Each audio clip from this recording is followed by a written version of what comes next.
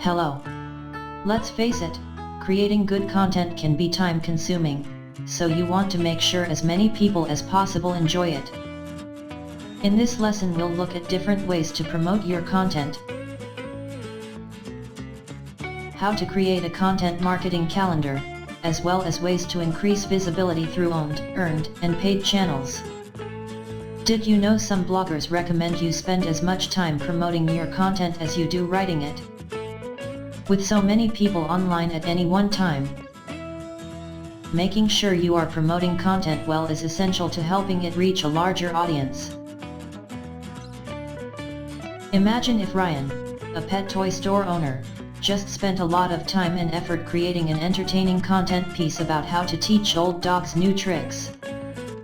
After all that work, he wants to make sure it will be seen by as much of his target audience as possible, which is where promotion can help.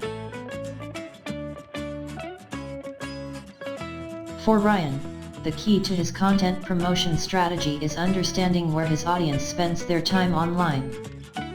Is his audience on Pinterest, Instagram?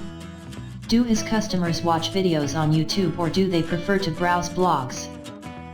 Understanding how his audience consumes content will help him get his strategy right. Before you start creating a content promotion plan, it's important to consider the channels available. Identifying channels by owned, earned, and paid categories is a great place to start. For Ryan, owned refers to the marketing channels he manages, for example his website, blog, and social media profiles. Promoting content over owned channels is a great starting point because it's a typically flexible and low-cost option.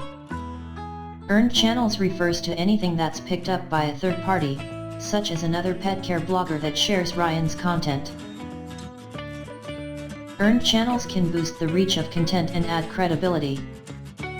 Finally, paid channels refers to promotion you pay for. This can allow you to target campaigns to a specific audience, based on your goals and budgets. Ryan could invest in advertising his blog post over social media, and reach more potential readers who regularly browse those channels. Once you know which channels to promote your content through, it's time to create a content calendar. A content calendar is a detailed timeline that organizes your content marketing activity. By clearly outlining what to publish and when, it can help make your content process consistent and efficient, as well as give everyone involved a clear action plan to follow.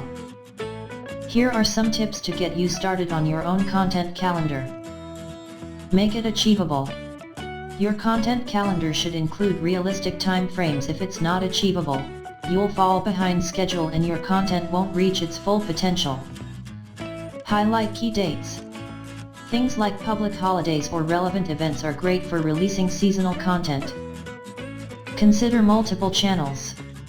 Think about how a variety of marketing channels, such as a blog and social media, can work together to promote your content marketing campaigns.